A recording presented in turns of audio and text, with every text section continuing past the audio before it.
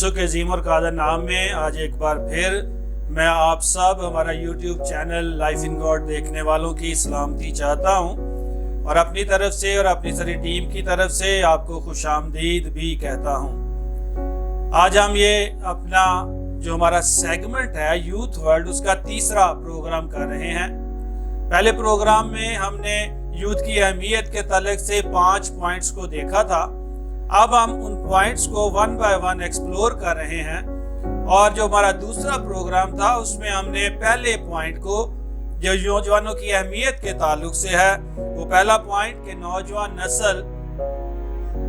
नस्ल इंसानी की अफजाइश की जमानत है, उसके ताल्लुक से थोड़ा गौर किया था। अब हम उसको थोड़ा और आगे लेकर चलेंगे। तो हमने एंड यहाँ पर किया था कि खुदा ने पैदाइश की किताब के पहले बाब की 28वीं आयत में नस्ल इंसानी के लिए एक पूरा बरकत का पैकेज दिया है जो खुदा इंसानों के लिए चाहता था। और 28वीं आयत में जो पहली बरकत खुदा ने दी है, इस तरह से लिखा है कि फलो। आप पूरी आयत को पढ़िए घर में और आप देखिएगा। और खुदा ने उनको बरकत दी और कहा कि फलो। इंग्लिश का जो ट्रांसलेशन है किंग जेम्स वर्जन की बाइबल के अंदर, उसका जो लफ्ज है फलों के लिए वो है बी फ्रूटफुल। अब एक जो इंसान है उसके फलने का, फ्रूटफुल होने का ताल्लुक उसकी रूह के साथ भी है, उसकी जान के साथ भी है और उसके बदन के साथ भी है। लेकिन हम बात कर रहे हैं नस्ल इंसानी की अफजाइश की। और पिछले प्रोग्राम में हमने ये देखा था कि खुदा ने आदम को और हवा को बनाया है और उनके लिए ये प्रोग्राम है कि वो दोनों एक तन होंगे। और जब वो दोनों एक तन होंगे तो उसके जवाब में खुदा उन्हें बरकत देगा कि वो फ्रूटफुल हो। फ्रूटफुल जो लफ्ज है बी फ्रूटफुल यानी फलो, इसका मतलब है तादाद में बढ़ना। मियां बीवी होते हैं, फिर जब खुदा उन्हें औलाद देता है तो उनका नंबर इंक्रीज होता है। फिर खुदा उन्हें और औलाद देता है, उनका नंबर और इंक्रीज होता है।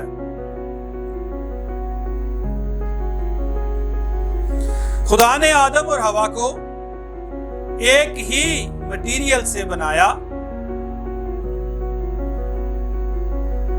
ताकि उनके जरिए से नस्ल इंसानी का वजूद कायम रहे और नस्ल इंसानी की अफजाइश हो। इसलिए आदम ने ये कहा पैदाइश की किताब के दूसरे बाब की 23वीं आयत में, और आदम ने कहा कि ये तो अब मेरी हड्डियों में से हड्डी और मेरे गोश्त में से गोश्त है, इसलिए वो नारी कहलाएगी क्योंकि वो नर से निकाली गई। और 24वीं आयत है, इस वास्ते मर्द अपने माँ बाप को छोड़ेगा और अपनी बीवी से मिला रहेगा और वो एक तन होंगे।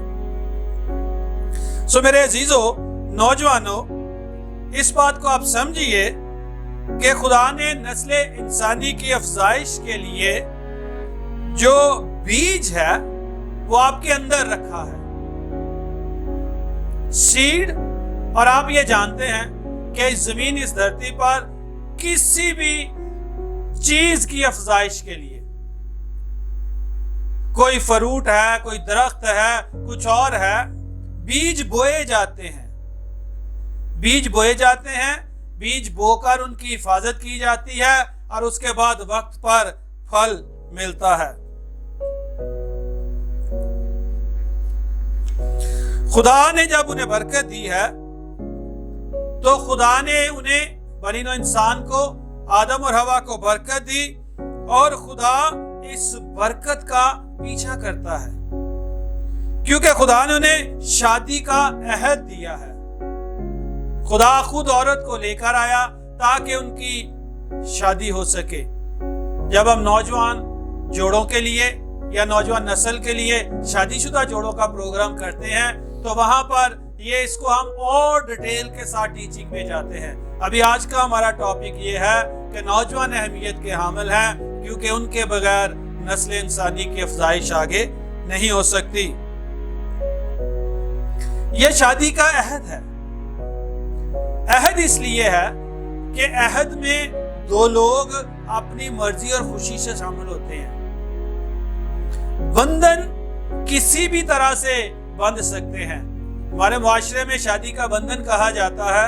मैं जाती तौर पर उससे एग्री नहीं करता क्योंकि बंधन बहुत मुख्तलिफ तरीकों से बंधते हैं, लेकिन जब अहद होता है, कॉवेनेंट होता है, तो उसमें दो लोग अपनी मर्जी से, अपनी खुशी से, अपनी रजामंदी से शामिल होते हैं। खुदा ने वालिदैन को रखा है ताकि वालिदैन अपने बच्चों के लिए फैसला कर सके उनकी रजामंदी के साथ। सो इस तरह से नस्ल इंसानी जो है आगे बढ़ती है। क्या आपने कभी गौर किया कि जिस मुआशरे के अंदर आप और मैं रहते हैं, यहाँ बांझपन को लानत क्यों समझा जाता है? बैरननेस, बांझपन, जब किसी औरत की औलाद नहीं होती तो हमारे मुआशरे के अंदर लोग इसे अच्छी बात नहीं समझते। इसे लानत के तौर पर, कर्ज के तौर पर देखा जाता है।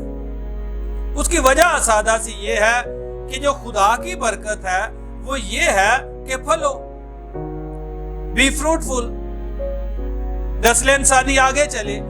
और जब एक जोड़े की जिंदगी से नस्ल इंसानी आगे नहीं चल रही तो इसको बरकत के उल्ट समझा जाता है। अब इसके रीजन बहुत सारे हो सकते हैं, बहुत सारे रीजन हो सकते हैं। बाज़-औक़ात खुदा ही ने रोका होता है, बाज़-औक़ात मेडिकल इश्यूज हो सकते हैं जिनका हल हो सकता है। अब देखते हैं खुदा ने इब्राहिम और सारा को तब तक औलाद नहीं दी जब तक वो एजेड नहीं हो गए, क्योंकि जब तक खुदा के प्रोग्राम में, क्योंकि उनके वसीले से ना सिर्फ जिस्मानी नस्ल आगे जानी थी बल्कि ईमानदारों की नस्ल का भी एक नया चैप्टर, एक नया बाब खुलने वाला था। सो खुदा ने इंतजार करवाया। सारा बांझ थी, लेकिन जब खुदा का वक्त आया, सारा की उम्र 90 साल थी, इब्राहिम की उम्र 100 साल थी, खुदा ने उन्हें इसहाक दिया। अब देखते हैं रिबका भी बांझ थी, 20 साल तक औलाद नहीं हुई, लेकिन खुदा ने उसे 2 बच्चे दिए, एसाऊ और यकूब।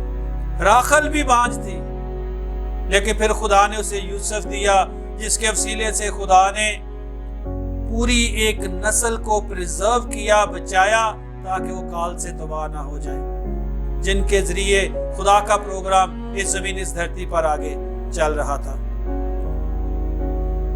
सो बाज़-औक़ात खुदा ही ने अपनी बरकत को रोका होता है।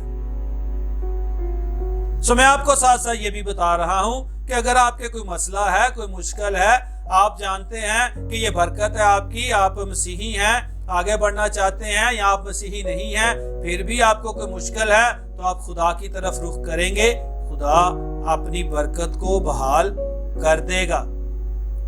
क्योंकि खुदा अपने कलाम से, खुदा अपनी बात से कभी पीछे नहीं हटता है।